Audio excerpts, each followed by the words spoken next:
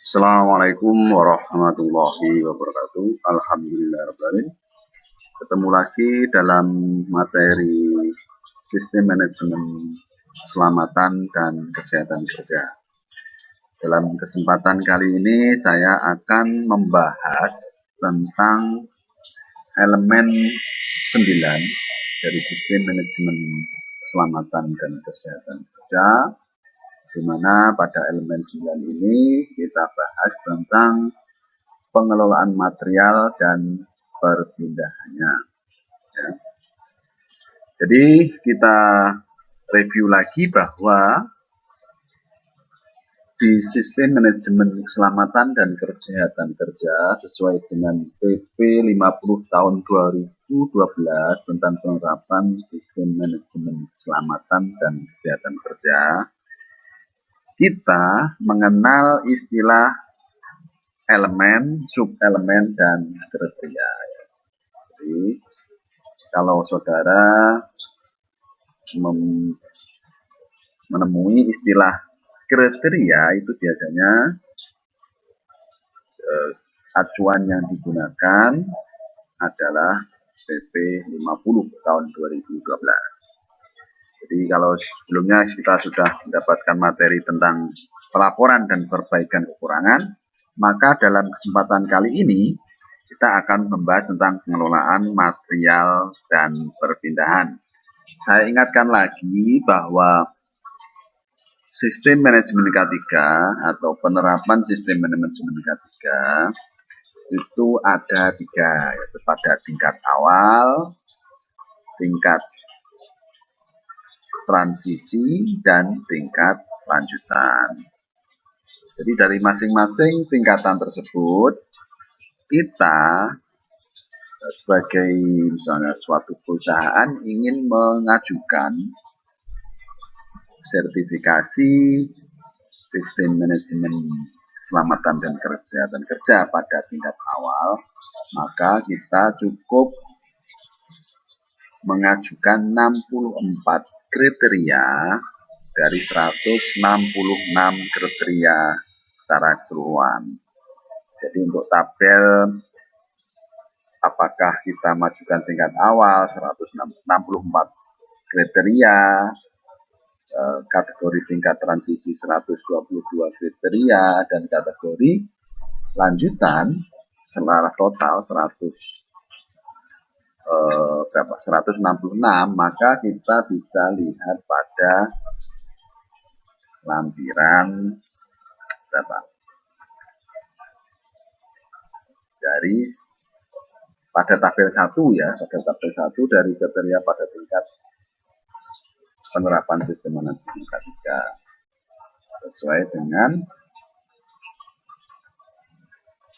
lampiran 2, pedoman penilaian penerapan sistem manajemen K3. Jadi situ ada tabel 1 tentang kriteria pada tingkat penerapan, dan nanti ada poin-poin mana aja yang masuk dan kita gunakan untuk tingkat awal ya. Jadi pengelolaan material dan pemindahan itu ada 3 ya, ada 3. 91 itu tentang penanganan secara manual dan mekanis. 9.2 sistem pengangkutan, penyimpanan, dan pembuangan. Dan yang ketiga adalah pengendalian bahan kimia berbahaya. Jadi sebagaimana materi sebelumnya, maka saya akan menjelaskan masing-masing sesuai dengan tabel kriteria atau tingkat sesuai tingkat penerapan sistem manajemen K3 ya. Jadi estimasi atau ya, estimasi dari interpretasi dan sebagainya ya. Jadi ini saya memiliki tabel ya, tabel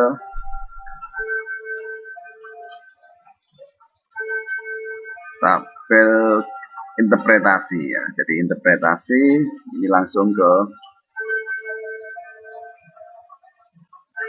elemen 9 ya. Di elemen 9 itu ada subkriteria.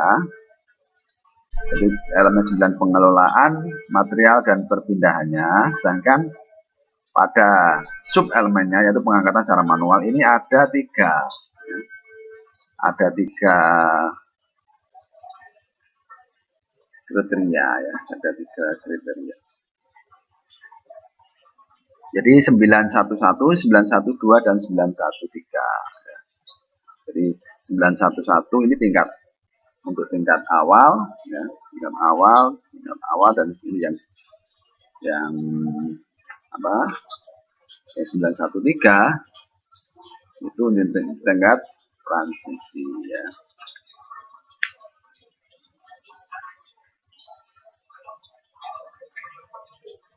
Jadi yang pertama yaitu kita bahas 911.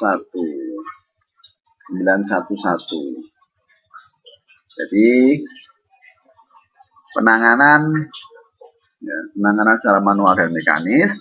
Yang pertama, terdapat prosedur untuk identifikasi potensi bahaya dan penilaian risiko yang berhubungan dengan penanganan secara manual dan mekanis.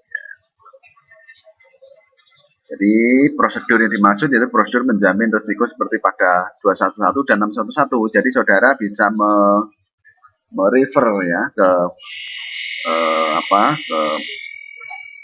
prosedur yang lain ya.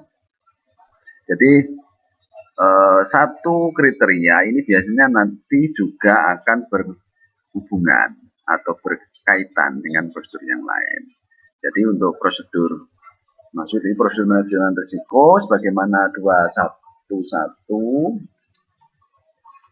ya, 211 dan 611. 211 tentang apa? Ya. 211 ini bahwa di sini terdapat prosedur terdokumentasi ya, untuk identifikasi potensi bahaya, penilaian dan penilaian risiko ya.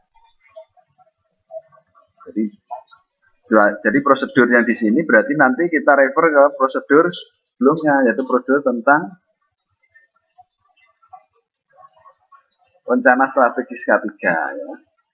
Yaitu untuk identifikasi, penilaian dan pengendalian risiko IBPR ya. Jadi prosedur IBPR yang itu sudah dijelaskan oleh pengajar yang lain ya. Jadi sudah masuk ke situ. Dan juga jadi Menris sesuai dengan 611 juga ya, 611. Jadi 611 itu petugas yang kompeten telah mengidentifikasi melalui mengendalikan risiko yang timbul dari semua proses kerja. Jadi yang di IBPR-nya dan tenaga kerjanya ya, tenaga kerja atau SDM. Jadi prosedurnya IBPR dan juga untuk penanganan secara SDM. Tetapi kereta ini lebih fokus pada kegiatan penanganan bahan secara manual mekanis. Bukti penerapannya lihat pada hasil laporan risk assessment terkait. Jadi pada kegiatan risk assessment pada 211 tentu akan menunjukkan bahwa ya, aktivitas manual dan mekanik ya itu sudah dilakukan assessment. Jadi kalau sudah ada hasil dari kegiatan risk assessment 211 itu bisa digunakan untuk ini ya. Jadi prosedur terkait ya. Selanjutnya identifikasi dan risiko dilaksanakan oleh petugas yang kompeten yang berwenang. Ya. Jadi di 611 ini juga membahas itu ya, identifikasi petugas berwenang. Siapakah petugas yang berwenang? Ya. Jadi ahli K3 umum. Ya.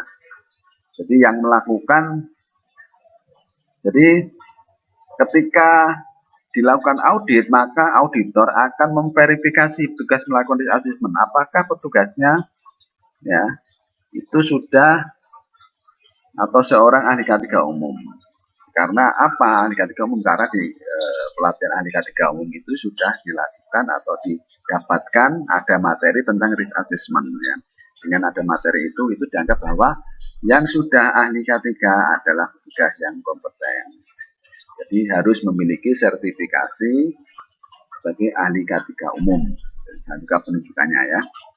Jadi bukti atau interpretasi dari 9112 adalah ini harus ya berarti yang melakukan risk assessment petugas. Jadi memverifikasi saudara sebagai anu berarti harus memverifikasi apakah misalnya risk assessmentnya ada, tapi untuk kasus ini maka saudara harus memverifikasi ya, memverifikasi bahwa yang melakukan adalah ahli K3 ya. Jadi yang pertama ini prosedur, yang kedua adalah personil yang melakukan risk assessment sesuai dengan ketentuan ya. Pastikan bahwa yang melakukan verifikasi adalah seorang ahli K3 umum. Selanjutnya 913 untuk tingkat lanjutan ya. Transisi maksudnya ya, transisi yang merah itu.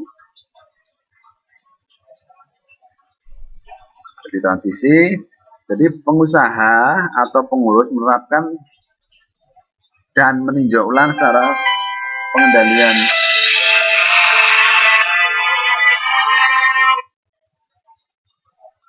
jadi pengusaha dan pengurus menerapkan dan meninjau ulang cara pengendalian risiko yang berhubungan dengan penanganan secara manual dan mekanis. Ya. Jadi verifikasi kelengkapan, jadi seorang auditor harus melakukan verifikasi ke lapangan. Ya. Apakah rekomendasi tindakan pengendalian risiko dari laporan assessment diterapkan kemarin kerja. Bukti rekamannya yaitu terdapat monitoring dari program kerja dan pengendalian risiko yang diambil. Jadi, sudah dilakukan risk assessment, ya, tapi apakah terdapat apakah hanya dilakukan risk assessment saja tanpa dilakukan tindakan ya. Jadi misalnya sudah dilakukan rekomendasikan untuk misalnya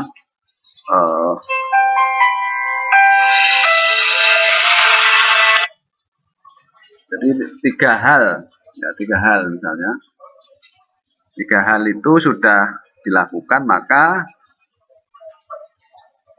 tiga hal memverifikasi lapangan untuk memastikan bahwa tindakan yang direkomendasikan sudah dilakukan.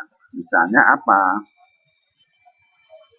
Misalnya kan ada hierarki pengendalian. Jadi rekomendasi dari pengendalian apakah mulai dari tingkat awal, berkala, khusus itu sudah dilakukan sebagaimana mestinya ya.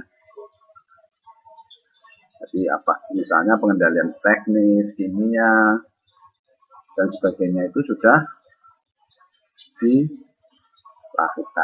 Ya. Jadi di lapangan harus diverifikasi. Ya. Terus yang selanjutnya 914 terdapat prosedur untuk penanganan bahan meliputi metode pencegahan terhadap kerusakan, tumpahan, dan bocoran. Jadi dipastikan bahwa terdapat prosedur tertulis untuk penanganan terhadap kemungkinan kerusakan, tumpahan, kebocoran ya. Jadi itu harus ada. Jadi terdapat prosedur tertulis untuk jadi bentuk prosedur ya. Jadi prosedur penanganan secara manual dan mekanis, terus prosedur sistem pengangkatan, penyimpanan, pembuangan, dan mungkin yang ke pengendalian bahan kimia berbahaya. Jadi bisa jadi prosedur-prosedur ini dijadikan satu ya, jadi hanya satu prosedur tapi mencakup tiga kriteria ini ya, tiga elemen. Jadi elemen 91, 92, dan 93. Ya, 91, 92, jadi satu prosedur. Jadi saya beri contoh bagaimana tiga ini jadikan satu ya. Terus selanjutnya 92 ya, sistem pengangkutan, penyimpanan, dan pembuangan ya. Jadi untuk 92 itu ada 921, 922, dan 923. Jadi yang warna putih ini tingkat awal, yang biru tingkat lanjutan, ya, yang merah tadi tingkat transisi. Jadi untuk 92 itu terdapat prosedur, ya, yang menjamin bahwa bahan disimpan dipindahkan dengan cara yang aman sesuai dengan peraturan perundangan yang berlaku. Ya. Jadi ini misalnya apa? Kalau disimpan berarti kan kalau di sini ya semua kriteria dapat ditunjukkan dengan suatu prosedur, ya, dan penerapannya mengenai penanganan bahan agar teratur tapi dalam penyimpanan atau housekeeping. Selain itu juga misalnya karena ini ada penyimpanan, ya, misalnya perlu izin TPS, ya, tempat pembuangan sampah, ya, sementara misalnya juga harus izin, ada dapat izin dari pihak terkait untuk penyimpanan bahan sementara, ya, TPS misalnya, tempat pembuangan sama sementara sebelum nanti kita kirim ke BPL. Ya. Terus selanjutnya terdapat prosedur menjelaskan persyaratan pengendalian bahan yang dapat merusak dan jadi prosedur itu mencakup penanganan terhadap sifat bahan, khususnya kadaluarsa bahan. Jadi misalnya kalau bahan yang awal dikeluarkan awal dari FIFO, ya, first in first out, ya. Jadi harus menggunakan istilah itu, ya. Jadi prosedur tersebut mencakup penanganan terhadap sifat bahan, khususnya kadaluarsa bahan, seperti pengaturan pengeluaran dan catatan masa kode bahan, terus penempatan bahan sesuai dengan sifat bahan dalam kondisi siap pakai. Jadi karena ini bahan kimia misalnya, maka harus benar-benar diperhatikan, jangan sampai ada reaksi antar bahan kimia sehingga akan bisa mengakibatkan kebakaran atau peledakan atau mungkin korosi dan sebagainya, ya. Nah, terus selanjutnya untuk 923 terdapat prosedur yang menjamin bahwa bahan dibuang dengan cara yang aman sesuai dengan peraturan. Jadi TPS, ya, izin TPS tadi. Bahan tidak dipakai dibuang dengan cara yang aman seperti untuk pembuangan limbah oli bersyaratkan ke penampung yang izin dan limbah cair ke BPLI. Ya. Jadi ini lembaga terkait yang menampung B3, ya. Contohnya. Selanjutnya 93, ya, terdapat bahan kimia berbahaya. Ya. Jadi perusahaan telah 931, ya, perusahaan telah mendokumentasikan dan menerapkan prosedur mengenai penyimpanan, penanganan, dan pemindahan bahan kimia berbahaya sesuai dengan persyaratan peraturan perundangan standar pedoman teknis yang berlaku. Jadi BAT B3 itu maka kita bisa mengacu ke Undang-Undang 170 tentang kerja, terus Undang-Undang tentang bahan kimia, ya, peraturan yang mengatur tentang pengendalian bahan kimia berbahaya, Kemenaker nomor 187 tahun 99, terus peraturan tentang pestisida, peraturan tentang asbes dan sebagainya, ya, itu bahan kimia berbahaya. Jadi interpretasi dari perusahaan telah mendokumentasikan dan menerapkan prosedur mengenai penyimpanan, penanganan, pemindahan bahan kimia berbahaya sesuai dengan persyaratan perundang-undangan standar dan pedoman teknis, maka ada prosedur tertulis. Jadi itu sudah sering saya ulangi, perusahaan telah mendokumentasikan dan menerapkan. Nah, ini berarti ada ini berarti perusahaannya harus membuat prosedur, ya. Ada prosedur tertulis mengenai kegiatan tersebut, ya. Untuk bahan berbahaya dapat prosedur atau instruksi kerja terkaitan dengan penggunaan bahan kimia, ya. Terus peraturan mengatur tentang penggunaan bahan kimia berbahaya, termasuk petugas, apakah SDM-nya apakah cukup menggunakan ahli K3 kimia atau mungkin cukup petugas kimia, ya, tergantung dari jenis perusahaannya, ya. Ya, seperti itu. Terus selanjutnya 8, 9 ya. Yang biru 9321. Ya, 9231 terdapat MSL lembar data keselamatan bahan ya atau MSDS.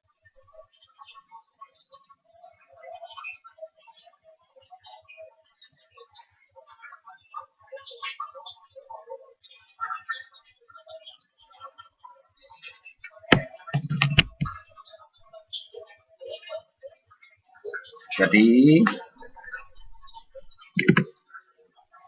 terdapat lembar data keselamatan bahan atau material safety data sheet MSDS ya, meliputi keterangan mengenai keselamatan bahan sebagaimana diatur pada peraturan undangan dengan mudah dan dapat diperoleh ya. Jadi lembar data itu dikenal dengan istilah MSDS ya. Lembar data itu kita biasa sebut sebagai MSDS ya. Material safety data sheet. Jadi seharusnya di tempat kerja mempunyai atau menyimpan MSDS ini dan dapat ya, didapatkan dari pihak supplier bahan kimia. Jadi persyaratan elemen 5 dalam pembelian bahan maka juga harus diperhatikan ya. Jadi ketika bahan kimia maka penerima bahan, penerima hasil pekerjaan maka harus juga meminta MSDS-nya dari bahan tersebut ya. Jadi maka ketika melakukan audit maka saudara harus melihat rekaman MSDS ya. Jadi rekaman MSDS harus dapat ditemukan baik tempat yang menyimpan maupun yang menggunakan. Jadi tempat penyimpanan ada, tempat penggunaan ada ya. Misalnya kalau di kita ya lab, mungkin lab-lab mana yang menggunakan bahan kimia, misalnya di lab kimia ya, maka lab kimia harus ada MSDS, terus di gudang juga harus ada MSDS. Misalnya di lab penetran itu ya lab uji bahan, misalnya bahan kimia, maka di sana juga harus ada MSDS, di gudang juga harus ada ya. Terus ini juga harus, biasanya umumnya MSDS itu kan dalam bahasa asing ya, maka sebaiknya juga cari yang bahasa Indonesia, jadi komunikatif, karena operator dan sebagainya itu kadang belum paham kalau menggunakan bahasa asing, maka sebaiknya menggunakan bahasa Indonesia ya. Terus yang terakhir 933 terdapat sistem untuk mengidentifikasi pembelian label pada bahan kimia. Berarti di sini belum terakhir ya. Berarti ada pelabelan pada kimia ya. Yang penting label itu maksudnya diketahui oleh para user atau pengguna bahan kimia. Jadi ada label, apakah jadi label kan macam-macam, ada yang aturan NFPA dan sebagainya ya. Jadi yang penting mudah digunakan. Misalnya labelnya bahan kimia ini korosi, apakah mudah terbakar, iritatif dan sebagainya. Itu kan labelnya, label pada kimia. Sifat bahan kimia itu sama. Bukti penerapan di lapangan yaitu semua wadah bahan kimia punya label yang berisi nama zat, ya, sifat bahan atau rambu bahaya dan tindakan bila ada keadaan darurat. Jadi label itu terdiri dari minimal itu ya, nama, bahaya atau rambu bahaya dan tindakan bila ada keadaan darurat. Jadi sebenarnya di MSDS itu lengkap ya, lengkap. Tapi ini diperjelas lagi pada label. Ya. Selanjutnya 934 ya. 934 ya. 934. Yuk biru ada hitam ya.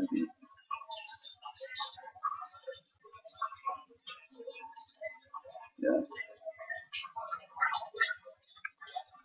Rambu peringatan bahaya terpampang sesuai dengan persyaratan perundang-undangan atau standar yang berlaku.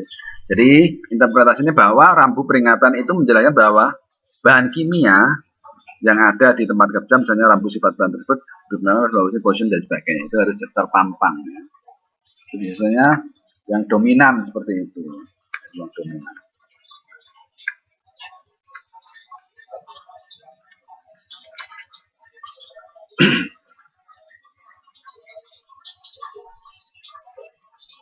Jadi selanjutnya yang 935 tingkat transisi ya. Penanganan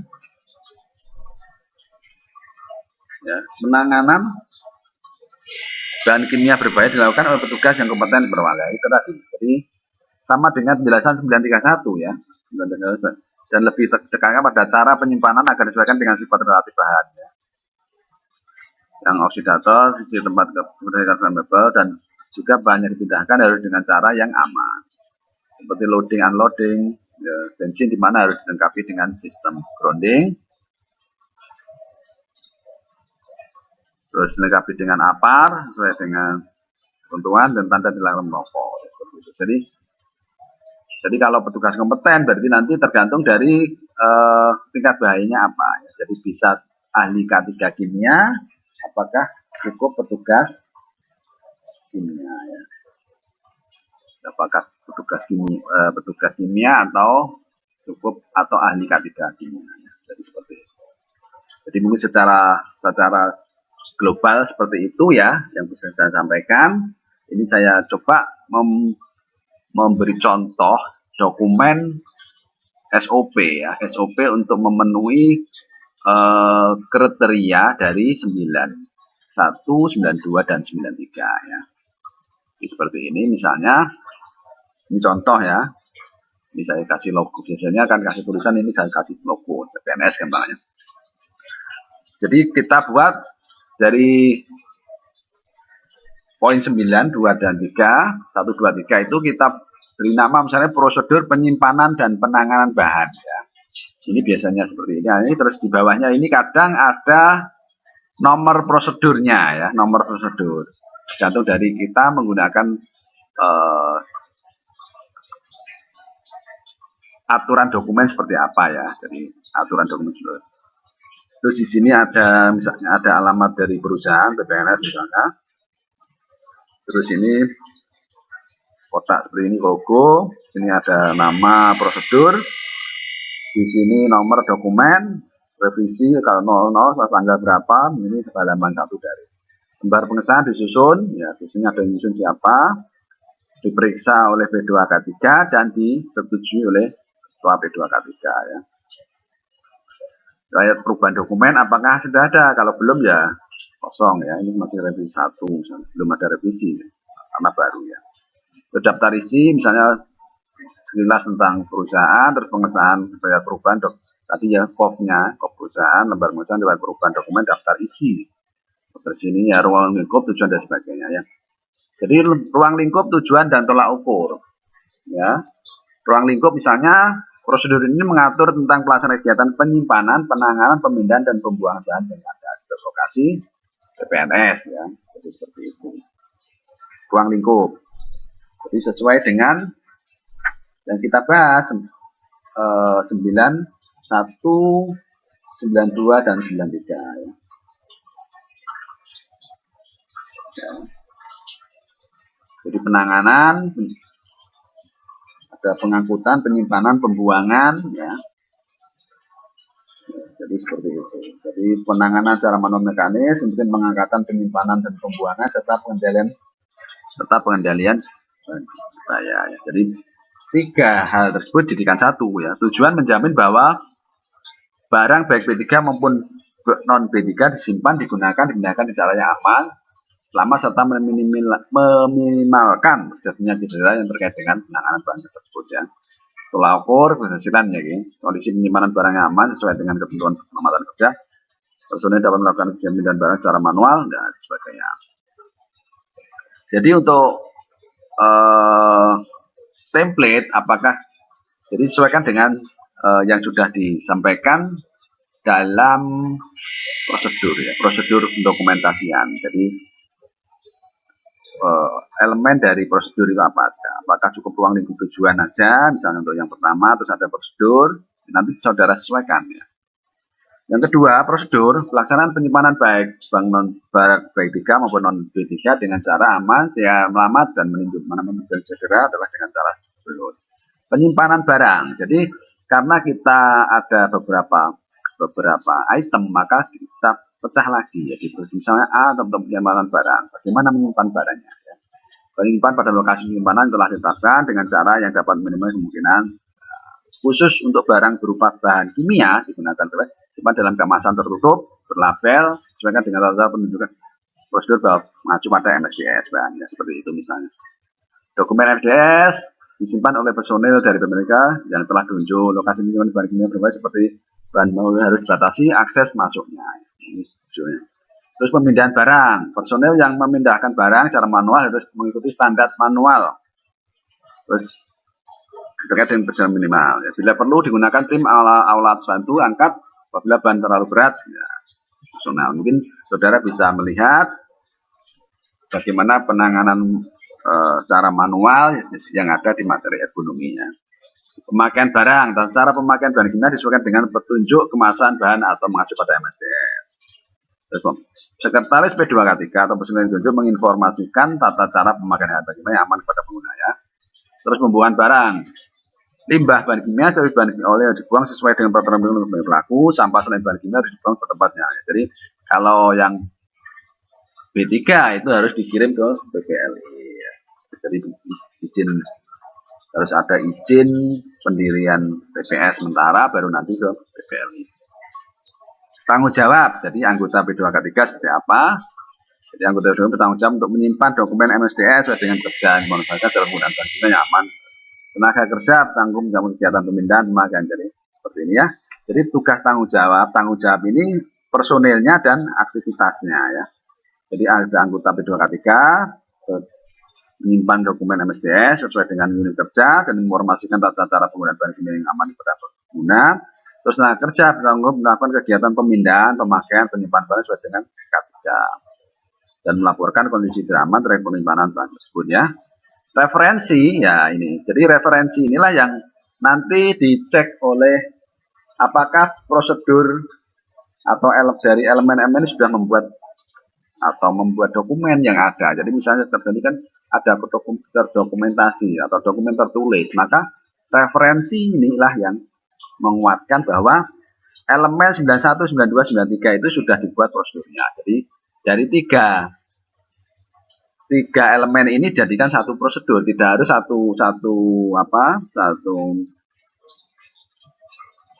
elemen satu prosedur harus. Jadi bisa tiga jadikan satu untuk menghematnya. Jadi ini beberapa referensi lain yang berkaitan dengan terus definisi misalnya bahan berbahaya racun, MSDM atau yang bahkan memastikan terkait suatu bahan kimia. Catatan lampiran dokumen MSDM bahan kimia ya. Jadi selain itu perlu ini. Ya. Mungkin itu ya yang bisa saya sampaikan. Terima kasih, semoga bermanfaat. Ya. Ya, akhiri wassalamualaikum warahmatullahi wabarakatuh.